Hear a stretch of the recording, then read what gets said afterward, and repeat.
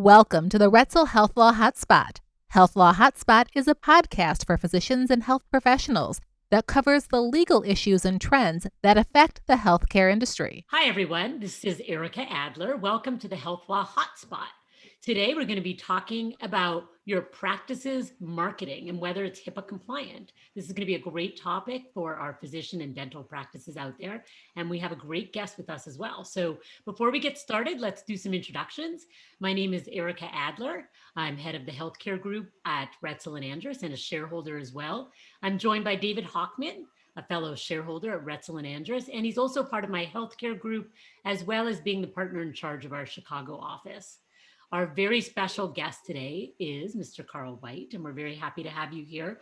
Carl owns and runs Market Advisory Group, a healthcare marketing agency. Health Market Advisory Group's mission is to keep healthcare independent, and they focus on helping independently owned healthcare practices grow. Much of their work is online digital marketing, spanning strategy, websites, SEO, social media, email, reputation management, and other tactics. Most importantly, though, Market Advisory Group is HIPAA compliant, and not all marketing groups are. So that's a great way to bring up the topic of what we want to cover today, which is, are the marketing strategies that your practice is using currently HIPAA compliant? And is your marketing company HIPAA compliant? And if not, what do you need to do? And how do you get the right kind of help? So thanks so much for joining us, Carl. We're glad to have you here. It's And why great to don't be we here. start Thank by you. you telling, well, we're glad to have you. Why don't you start by telling us just a little bit about what you explain to clients in terms of the importance of HIPAA in their marketing, and what your pitch is in terms of HIPAA compliance. And just David and Carl, you can both tell me, do you think that everybody listening needs an introduction as to what HIPAA is before we get started? Or you think we're game? Maybe I'll just mention that HIPAA, for purposes of medical and dental practices, let's assume that all practices, if you're billing electronically, you're going to be covered by HIPAA. So there are particular rules that apply to the privacy of that information. So if you're listening here and you run a dental or medical practice and you retain medical records, you should assume that you're covered by HIPAA. So just a basic intro right there before we get started. So sorry, Carl, go ahead.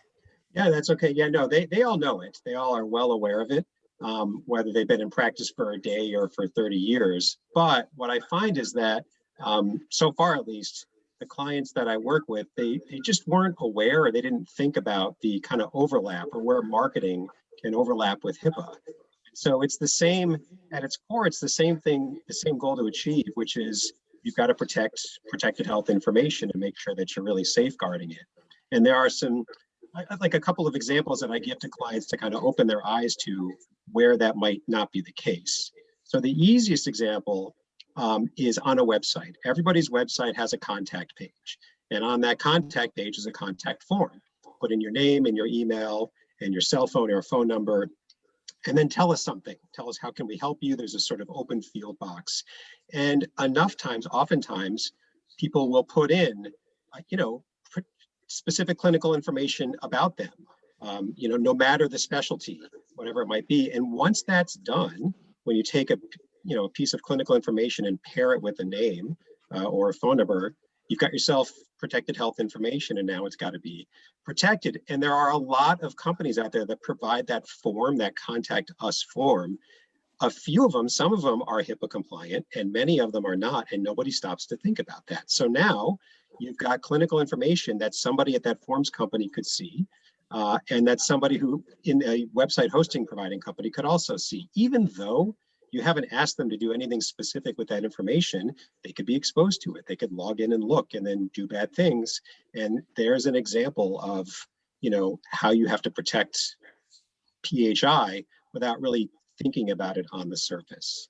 That's one example that when I use, they go, oh, okay, I see what you mean. The most popular example is I just got a review online, or a bad review online on Google or Facebook or wherever. Can I reply or not? And when I'm asked that, or when it comes up, my first answer is, you got to talk to a healthcare attorney. And if you don't have one, you should find one. But I can tell you the range of answers that I get, which is from no, not ever. You can't respond no matter what it is, because in their opinion, that is sort of disclosing the nature of a patient. Dr. Rowland, you're nodding your head. So that would be the advice you would give your clients. Generally, yeah. Others say, well, you can, but you can't, you can't disclose anything that would lead them to believe you're a patient. So for example, you get a terrible 1-star review, and there in the, in the opinion of these other attorneys, they would say, you can reply with something like, we'd like to understand your comments better. Please call us at phone number, ask for somebody, full stop. Right. We've done stuff replies like that. I agree. Okay. Either one of those two, like, one of them is like, we welcome you to contact our office. We welcome everyone to contact our office. Like something very, very innocuous. You know what I mean? Correct. Like almost like an auto responder, so nobody could say that it was right. But I think those arguments are very difficult to win, even absent HIPAA. So there's a strategy in terms of, do you respond? If you could respond to them, does it make sense to do it? Right. Yeah, and from the marketing point of view, we say you should if you can, because it sort of personalizes it, and it demonstrates that you're trying to fix a problem that somebody had. Now, of course, if it's false information or derogatory, we definitely handle that differently. Right. Yeah. If it's really, really bad, then we Right. go to the attorney. One thing I just want to go back to, you're talking about filling out a form. So PHI is anything, including a name, an address, a birthday, as well as a clinical condition. So really, once a practice gets any of that information, it's not just the clinical condition. It should be treating all of that in compliance with HIPAA. So what kind of, how do you go about making sure that if you're working on websites or you're exposed to any of that information, that you're protecting your clients? So when we start up with a new client, we get HIPAA documentation in place before we share anything. So we have a business associate agreement that we could, so every one of my clients should have handed me a business associate agreement and said, you need to sign this before we do anything, but none of them did. And so I went to a healthcare attorney and I said, first, write up a BAA as if you were a covered entity, handing one to me. And that's what I give them, and that's what we sign, and that sets us up. And if there's terms in there that they want to negotiate, like how fast we'd have to respond or certain things, I'm open to that. And I tell them that. Nobody has yet. I also have a second BAA that I've got set up with certain subcontractors. For example, there's a company that does most of my websites for my clients. Yeah, we have the BAA set up.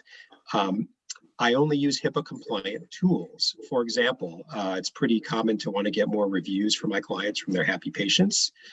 There are reviews providers out there that are not HIPAA compliant. I use one that is. They have their own BAAs. We get all that set up. It's a lot of documents flying back and forth, and but it's not optional. You have to have these things in place. So when you're talking about reviews, you mean like an authorization to share. So for example, a patient review of one of your clients. Well, like even the service that kind of automates asking for reviews. Right. Okay. Yeah. So a lot of times our clients might want to post pictures of their patients or comments by their patients, stuff like that. So even that, I mean, you can do it, but you got to get the right paperwork signed, right? Right. And we haven't had, this is just like, please go to Google and leave us a review. It's very straightforward. We haven't done anything more extensive, like with video testimonials or anything where you would want to, be required to get those sorts of, allowances first. Yeah. Yeah, I think that most physicians and dentists know about HIPAA. What I think they don't appreciate is how little information can be PHI and that they have to protect it. Yeah. And that they have an obligation to make sure that their vendors have a BAA with their vendors, because a lot of times the vendors don't know, or the vendors don't care. They figure it's not their problem. Right. Right. And I mean, even as lawyers, we have BAAs with our clients, and lawyers need that, accountants need that. I guess if you're going to be seeing information, we often will see records for auditing purposes, and an accountant, for example, might see AR information, so they might need it. So you really need to kind of get in that mindset of, what do I have here and who may touch it? And you know what, better safe than sorry, right? Because You don't know who's going to touch it. But what a BAA does, it somewhat shifts responsibility to the person signing the BAA, that when they're in possession of it, they're responsible for it. So having BAA is not enough. What precaution do you see people taking once they've got that BAA to make sure the BAA signed and they've got the information in their possession to make sure it's protected? Well, I can tell you what we do, which is that we've got, on top of the BAAs, we've got certain policies that we follow. We get ourselves audited every year. We make sure that things are up to date. One example, so occasionally a client, let's stick with the reviews example because everybody knows what they are. Occasionally a client will send us a list of, like patient first name and cell phone and email. Please ask these people for a review, and then I upload them in the system. I make sure that that file does not stay in my cloud drive because that could get, I have actually on my desk here a hard drive that the only way to transfer it is I get it straight off into the hard drive, and it can't be tapped into. And it's kept safe because I don't want that information to be, to be accessible at all. I've been advising clients, do you have proper encryption levels on your email? At least when you're emailing protected health information. It doesn't have to be for everything, but you need to have these things in place. So I find myself not only making sure that I'm being right on my end, because I want to be part of never want to be part of that problem, right? I mean, and when clients look at me and they say, do you really think this is going to happen? I don't know, probably not. But, I can promise you that if something happens, it's going to be a painful experience. OCR does not hand out, light hand slaps. They want to make examples. And by the way, when you read the settlement or you read the final verdict, that doesn't describe the journey to get there. It's painful. It's meant to be painful. Right. So let's not find out. Why would we want to find out? I can tell you that, if we go back to that contact us form, they're going to charge you a little more because there's higher level security. I think it's worth it. We don't charge anymore. I didn't raise any rates when we started doing all this. It's just, if I'm going to be in healthcare, this is what we have to do. And like I said, I just want to be part of the solution, not part of the problem. What kind of problems do you see amongst your competitors, so to speak? Do you see any kind of marketing efforts other than like those forms we talked about that are non-compliant, or do you see marketing that's going on that you worry is not HIPAA compliant? Yes. So there's two areas I can think of. One is it can be useful to record phones. So let's imagine, let me take a step back. Let's imagine we were going to do an advertising campaign.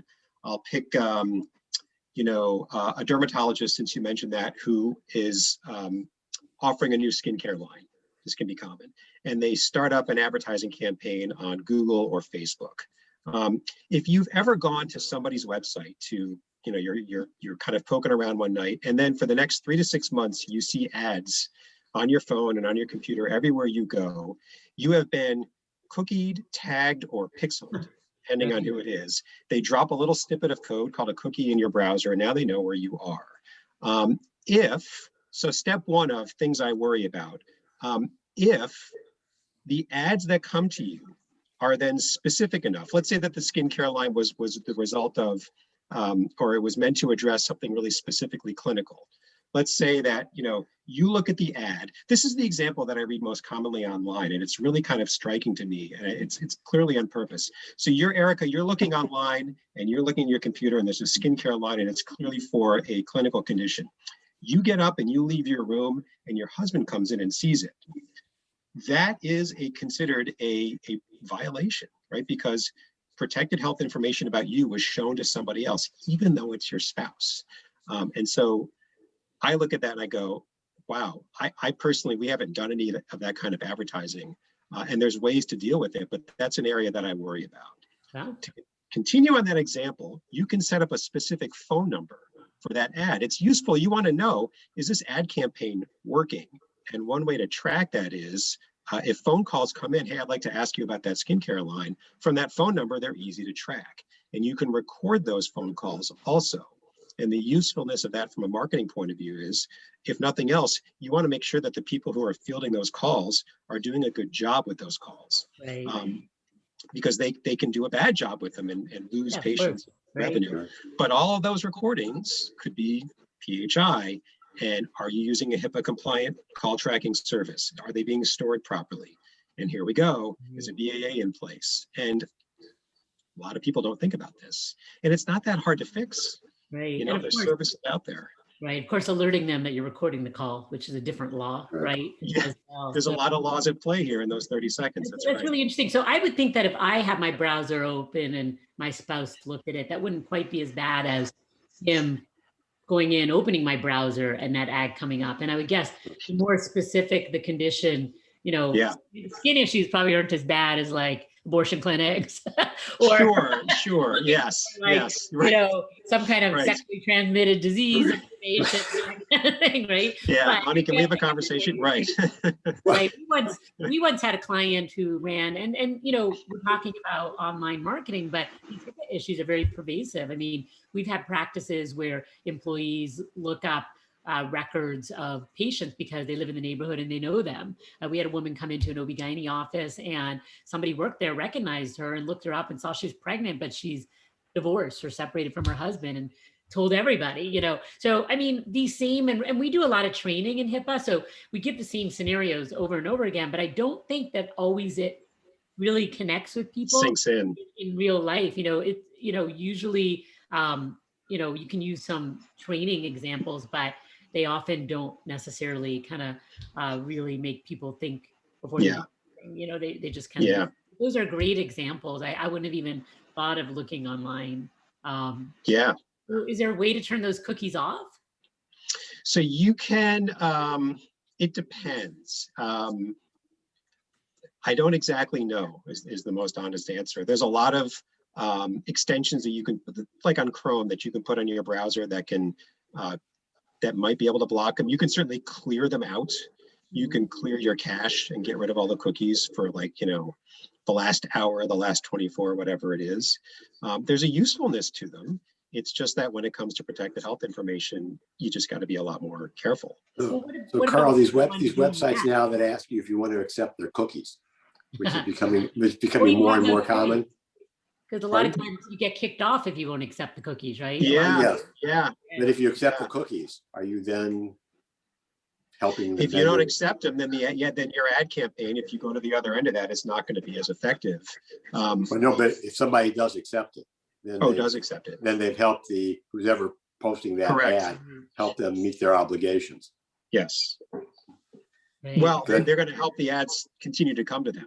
Yes. It's called remarketing, like repeat over and over, hit you with ads. Yeah. I don't even think you need to like have Googled something. I swear to God, sometimes you could just be talking out loud about a topic and then go on Facebook or something, and all of a sudden, like, there's 10 different companies. Have you noticed that lately? I haven't noticed that, but what I call the skeezy factor, like the skeeziness factor, seems to be increasing. Facebook's got, you know, from a straight advertiser point of view, they take it even like one step further. They've got a feature called lookalike audiences. So let's imagine that you are, you know, any type of business, and it would apply to medical practices too. And you've been doing, for Facebook, it's called a pixel. You've been doing pixel-based advertising, and you're collecting more and more people who come to your website from your Facebook ads. So Facebook knows as much about each one of those people as those people put in their profiles. And when you get to a certain number, I think it's around 1,000 or so, you can go to Facebook with that 1,000 pixelated people and say to Facebook, make me what's called a lookalike audience. Find me more people who look like these people, and start serving them ads also. And that gets into this, is that, you know, are we crossed into sort of HIPAA territory or not? You would think that we would, because on the surface, there are people who resemble. Now, do they resemble this specific clinical way? We don't know. Probably not, because people don't disclose that, but you never know, right? I mean, it just creates another level of what I call a big question mark of what we're doing. Is it, you know, is it compliant? Yeah. So in terms of making sure that you're HIPAA compliant, you mentioned getting audited annually. So, well, yeah. So there's a HIPAA consultant that I use, and he takes a look at things from a physical, security, and administrative point of view. There's like the 3 buckets of Right. of the HIPAA Act. And I go through this big battery of questions about how I do this and how I do that, and do I have this secure, et cetera, et cetera. And then he gives me a report back. I've done it once. And I get the report back, and then I figure out what I need to address. And there were some things that I had to do in order to raise my own game. Do you think are you doing this for any of your clients? I don't. I mean, if they ask me, I would refer to that type of expert. It's not a service that we offer. It's a whole big thing. Like, and I mean that seriously. Like, there's a lot of technical detail. What's compliant? What meets the standard for this or that, and what doesn't. Particularly when you get into the high tech area. So and I guess when we think about marketing, you're really talking here about social media and online marketing, which of course is one of the most prominent ways for practices to market. I mean, practices are still doing more traditional marketing as well. Do you get involved with any of that, or do you mostly do kind of the online social media piece? So if it gets to things like like direct mail or print or other like offline stuff, no, I have colleagues that I turn to, and that's what their business is. What I will do though is when I'm getting started with a client, I'll create a marketing plan for them. So when I meet somebody who could become a client, I have this big battery of questions trying to figure out what they need, and then I propose a marketing plan for them. No two are ever the same, and some of them can include, hey, from time to time we should do a direct mail campaign, for example, because that seems to fit your practice and what you feel you need, and that makes sense to me too. And then I will bring in a partner who would handle that component. Right. And I guess some practices aren't as progressive as others, right? And there's still some traditional ways that people like. I mean, I still like getting coupons in the mail, and that they have their place. Absolutely, It's definitely has its place. Generational. Are you saying I'm getting old? All right. So one final question here. You mentioned that your mission is to keep healthcare independent. What do you mean by that? So in my view, if you were my doctor, Erica, in my view, the best clinical decisions that can be made for me is if it's just you and me at the table. But the best way to make that happen is if you're independent. If you, however, say work in a health system or a hospital, then there are some interests of the hospital and the health system that can be at the table too, which may or may not be in my best interest. For example, let's say you want to refer me to a specialist, and you think that the best specialist is not part of the health system for whatever reason that might be. Some health systems might make that a little difficult for you because they want you to refer inside the health system. But at that moment, that decision isn't the best for me. And so I want to champion the independent practitioner because there's just the best freedom for you to do what you think is best. And it's up to me to question you and understand what you're saying. But I know that my interests, they'll always be first, no matter whether you work in a sort of constrained environment or not. But I want to make sure that they're the only. And so we really want to do our part to work with the independents. Right. That's what I mean by that. Well, I mean, I get it completely. We work with independents as well. And, we're big, proponents and allies of those independent practices. So, yeah. All right. So let's see. Does anybody have any final words they want to share on this topic? David? Well, I think that, HIPAA is a very broad statute. And I think that what I see in our clients is that they don't appreciate the scope and how it applies. And they, some case ignorance is bliss. And Carl, the marketing you do, I think is, really compliance oriented. And I think that it's the kind of things that physicians and dentists and other healthcare providers should be investigating and implementing.